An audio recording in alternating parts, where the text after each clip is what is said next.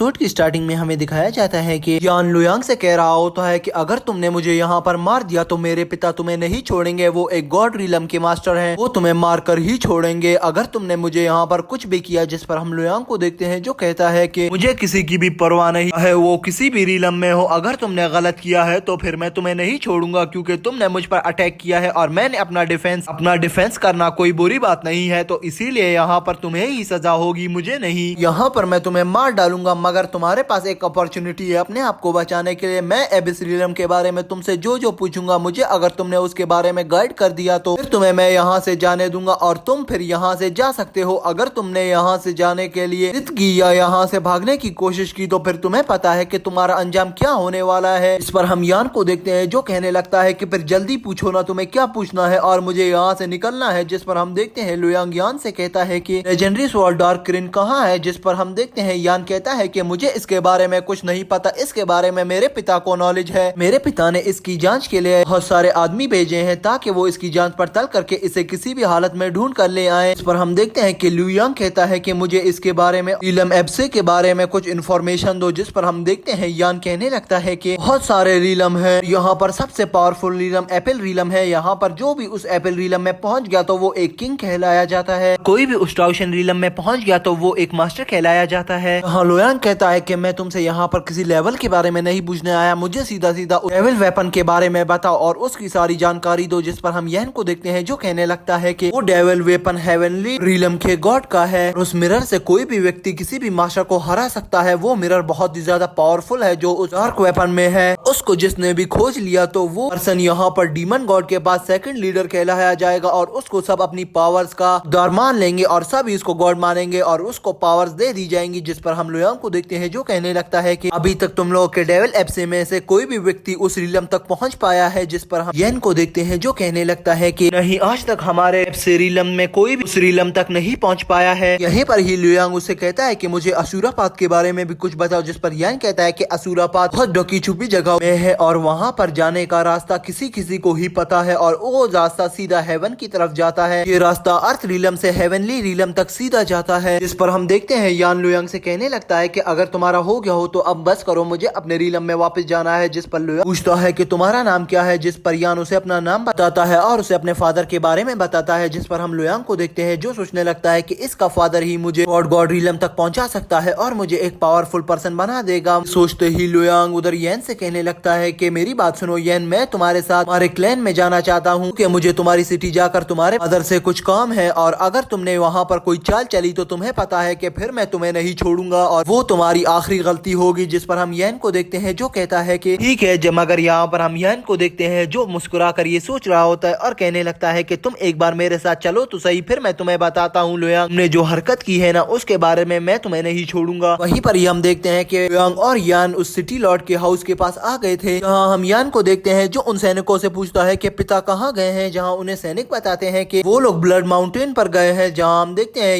Luoyang को उस blood mountain के बारे में बताता है, जहाँ हम देखते हैं कि वो सिपाही ये समझ रहे होते हैं कि जूनियर सिटी लॉर्ड येन को यहाँ पर इस बंदे ने बंदी बना कर रखा हुआ है। तब ये अंदाजा यहाँ पर लुयांग को भी हो गया था कि इसके सारे सिपाही अब लुयांग पर अटैक करने वाले हैं। तभी लुयांग अपनी लेजेंडरी स्वॉर्ड को निकालता है और येन के गले पर रख देता है और कहता है कि अगर तुम में से कोई भी आगे बढ़ा तो येन की मौत के जिम्मेदार तुम खुद ही होगे और तुम्हारा जूनियर सिटी लॉर्ड अगर मारा गया तो तुम्हारा सिटी लॉर्ड तुम लोग को नहीं छोड़ेगा। तभी हम देखते हैं लुयांग कहता है कि यान तुम आगे आगे चलो और मुझे उस ब्लड माउंटेन के पास पहुंचा दो। तभी हम देखते हैं वो लोग वहां से उस ब्लड माउंटेन की ओर निकल जाते हैं और तभी हमारा सीन शिफ्ट होता है। नेक्स्ट सीन में हमें दिखाया जाता है कि बहुत सारे लोग उस ब्लड माउंटेन के पास जा रहे थे और वहीं पर ही हमें जू येन जेंग और जिंगजोंग को दिखाया जाता है, वो लोग भी उधर माउंटेन की ओर बढ़ रहे थे। जहां हम देखते हैं कि वो लोग उस माउंटेन के पास पहुंच जाते हैं, जहां जू येंग कहता है कि इस पोर्टल के अंदर हम नहीं जा सकते। जिस पर हम जेन को देखते हैं जो कहता है कि मुझे पता है कि जेंग हम इसके अंदर नहीं जा सकते मगर हमें इसका निरीक्षण करना होगा। इस पर जिंगजी कहने लगता है कि हमें जो भी करना है जल्दी करना होगा क्योंकि डिवाइन वेपन की खबर चारों ओर फैल गई है और जितने भी सेक्ट के लीडर और उनके डिसाइपल्स हैं वो जल्दी से जल्दी यहाँ पहुंच जाएंगे, तो इससे अच्छा है कि हम अपना काम जल्दी से निपटाएं और यहाँ से निकल लें। अगर यहाँ पर हम देखते हैं जेंग कहने लगता है कि इसके अलावा हमारे पास कोई रास्ता भी नहीं है, जैसे ही कोई दूसरा पर्सन आएगा उसके पास जरूर पोर्टल के बारे में कोई ना कोई जानकारी जरूर होगी और वो जैसे ही उसको इस्तेमाल करेगा हम वो जानकारी को देखकर उस बंदे को यहीं पर मार के ही उस